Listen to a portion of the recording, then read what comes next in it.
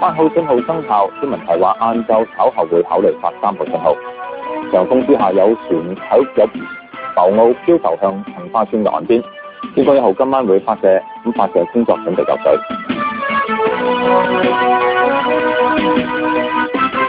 各位，8號東南烈風或暴風信號仍然係生效㗎。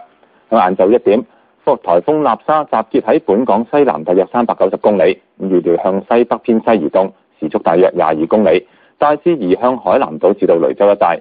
天文台話過去幾個鐘頭，納沙穩定咁向西北偏西方向移動，逐漸遠離本港。晏晝稍後會考慮發3號信號。咁喺過去幾個鐘頭咧，納沙咧就穩定咁向西北偏西嘅方向移動，逐漸遠離香港。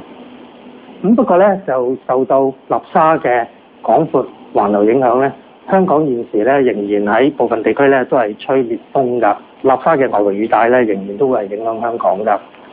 當納沙進一步遠離香港，又或者係香港本地風係減弱嘅時間咧，天文台喺今日稍後咧就會考慮改發3號嘅強風信號。我哋嘅記者咧分別喺柴灣、大埔、機場同埋港澳碼頭㗎，咁同大家報道風暴同埋交通嘅最新情況。咁我哋先睇下咧，柴灣有浮奧漂向岸邊嘅事故啦。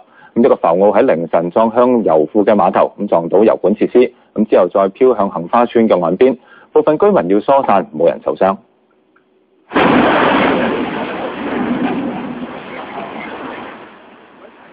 出事嘅浮奧載住一艘要維修嘅船，不斷咁撞向岸邊。當時係凌晨3點幾，仍然係3號強風信號。岸邊一段圍欄都被撞爛。浮奧大約長38米，闊33米，有成差唔多4層樓高，漂到杏花村49座對開嘅海面。浮奧上伸出嚟嘅呢支杆係船嘅運輸管，一度同民居只係有10米嘅距離。消防立即疏散杏花村49座低層嘅居民，佢哋要去到附近一間快餐店度暫避。有人撳門鐘咯咁然後拍門就話有船撞埋嚟啦咁樣咁就即刻要疏散咯，所以好匆忙咯。你點啊？你係驚啊！落咗嚟先靜啲咯。雖然當時即係仲黑，咁但係睇見即係有嚿嘢啦，咁驚啲船嗰啲譬如船缸啊發過嚟咁樣咯，咁所以都係走咯天光之後，浮奧靠向岸邊停低咗，巨浪湧上海堤。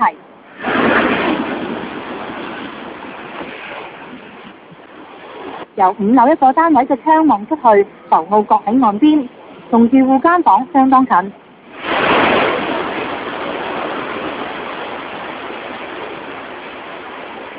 仲見有人喺浮奧上面爬上爬落咁搶修。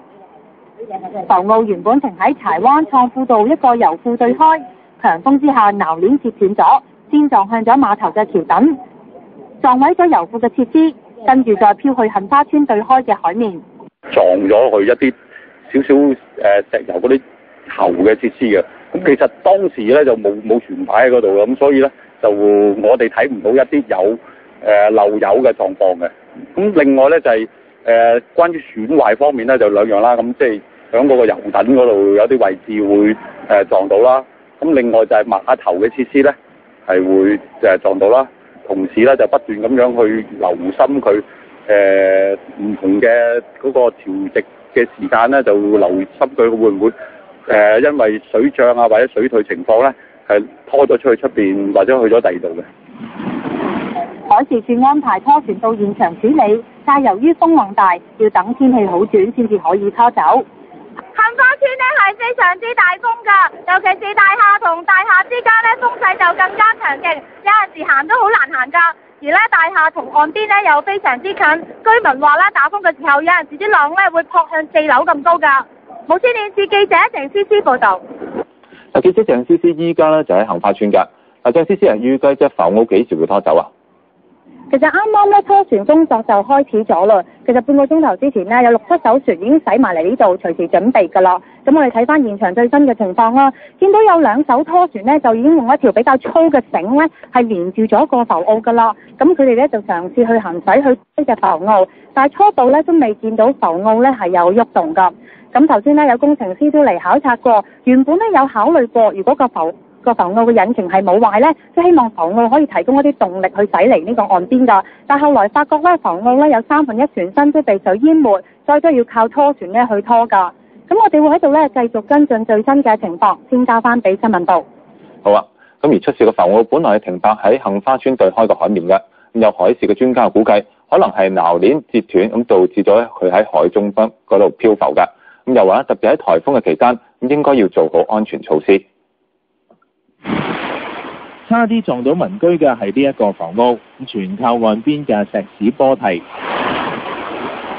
避免再轉向杏花村嘅民居。浮澳載住一艘工程船，上面伸出咗一條運輸管。咁專家話浮澳再擺動嘅話，就會打到民居嘅外牆，甚至有機會全隻反轉。呢隻嘢咧隨水漂流嘅話咧，極有可能有機會撞到嗰個岸邊，會唔會入水咧，令到佢傾側咧？又或者咧有擱淺嘅情況啦，咁佢就真係有機會會反啊，吊杆嗰個塔咧，會唔會彈落嚟啊？撞咗落嗰個油庫啊，或者撞咗落杏花村嗰啲民居咧？楊佩強話：一般較大型嘅船隻都會停喺水深嘅地方，最適合喺浮澳4個角放低錨鏈。本身呢啲船個錨鏈夠唔夠粗咧？有冇放足夠嘅錨鏈落海？呢個好成問題。咁而咁細隻嘅船咧，通常放咗個錨落海就楞住一條威亞。如果你話佢落威亞嘅話咧，隻船擺動啊，有可能嗰條威亞唔係話好穩陣嘅，斷咗都唔定。佢話一般呢啲停泊位置都會獲得海事處嘅批准，浮澳夜間亦都唔一定會長期有人駐船。無線電視記者彭國柱報道。新蒲崗亦都有棚架喺強風之下倒冧，一個的士被壓住咗，咁的士嘅乘客受傷。直至到朝早嘅11點半，咁當局收到最少7宗冧棚架或者係冧外牆石屎嘅報告，以及係122宗冧樹報告。太子道東近景泰街一棟工業大廈嘅外牆，一幅約50米乘10米嘅棚架，凌晨1點被強風吹倒，一架駛經嘅的士被竹棚壓住，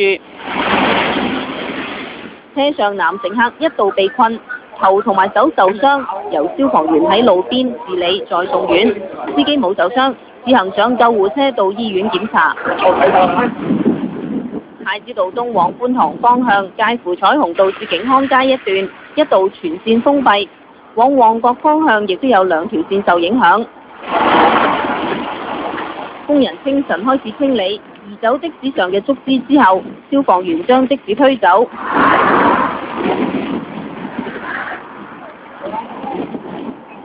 由於風勢強勁，消防一度勸喻工人暫停清理。由於棚架係一大塊一大塊咁冧落嚟，咁非常之難清理，現場嘅工人係需要用吊車協助佢哋將棚架拉散，方便佢哋將棚架拆開清理走。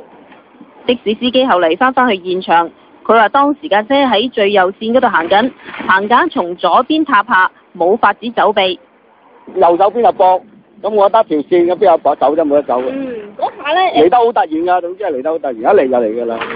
佢之後揸住架已經損毀嘅的士離開，而屋宇署人員朝早亦都到場視察。另外，清晨5點左右，觀塘成業街近開源道一棟大廈外牆一幅約20米乘10米嘅竹棚被吹至搖搖欲墜，警員將一段路面封閉。而中環恒生銀行總行大廈朝早7點幾有多塊玻璃幕牆飛脫，干諾道中嘅路面有大量玻璃碎片，警員封鎖部分行車線，冇人受傷。喺添馬艦解放軍營旁邊，多棵樹被吹冧，部分更被連根拔起。而喺荃灣，小巴指示牌同埋中電路面工程嘅圍欄都被強風吹倒。一架私家車朝早10點幾喺荔枝角道長洲環境處對開，懷疑因天雨路滑失事，現場消息指私家車一度翻轉。無線電視記者何文文報道。咁喺颱風之下，陸上嘅交通係大受影響㗎。4間專營巴士大部分路線係停駛，咁只能夠維持有限度服務。咁至於係港鐵、港島線、觀塘線、荃灣線等嘅大部分路線都係維持大約10分鐘一班車。咁東鐵同埋西鐵線都係10分鐘一班車。咁而機場快線就維持12分鐘一班車。咁輕鐵服務嘅車咧就會改為10至到12分鐘一班嘅。咁喺航空交通方面咧，記者陳嘉欣依家就喺機場㗎。陳嘉欣，有幾多個航班係延誤咗呢？係啊，子豪，根據機管局最新嘅資料顯示，現時已經至少有48班嘅航班已經延遲起飛㗎啦，4班已經取消。咁我哋見到中午之後呢，都有部分嘅航班要延遲起飛㗎。咁主要係飛去內地，好似係北京。咁另外都仲有韓國同埋新加坡等等㗎。咁而且機場裏邊都有部分嘅滯留旅客。咁機管局就呼籲旅客出發之前最好咧向呢個航空公司查詢。而至於咧往返市區同機場嘅巴士仍然係停駛㗎，而機鐵咧就繼續維持服務。我就報道係咁多，有消息繼續為大家跟進。好啦，而澳門亦都發出咗8號颱風信號，來往香港同埋澳門嘅航班暫停，上環港澳碼頭有大批嘅旅客滯留。8號烈風或暴風信號之下，所有來往澳門嘅船都停航，超過500名旅客擠滿港澳碼頭大堂。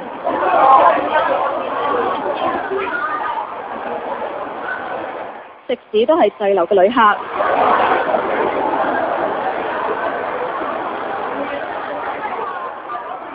有旅行社派麵包俾團友做早餐，大部分旅客清晨就嚟到。就都在等啊。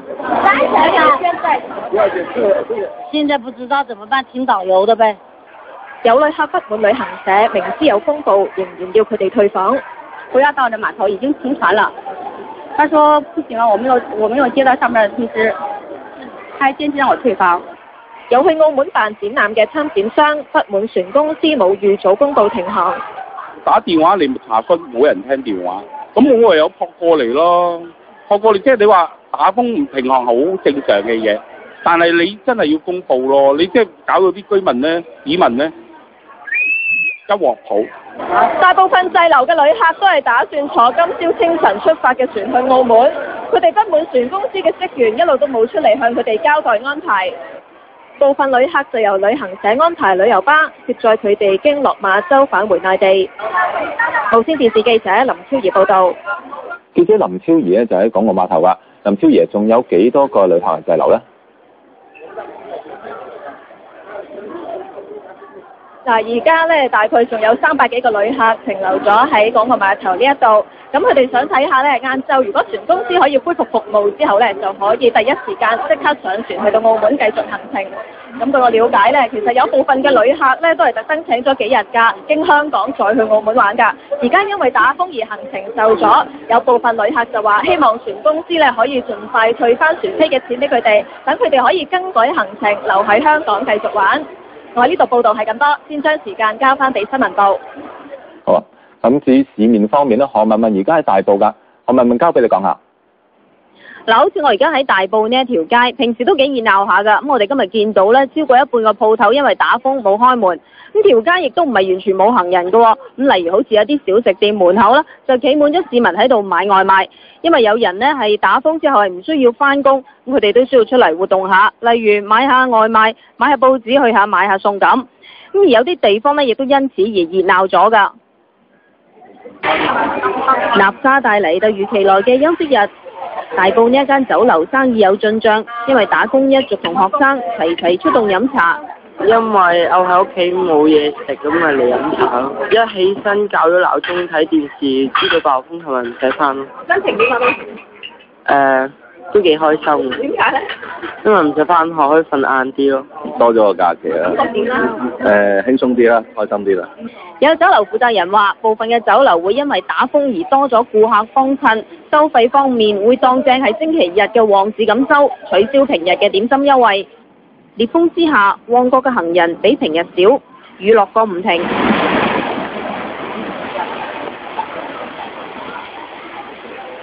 無冇帶雨遮嘅就分外狼狽。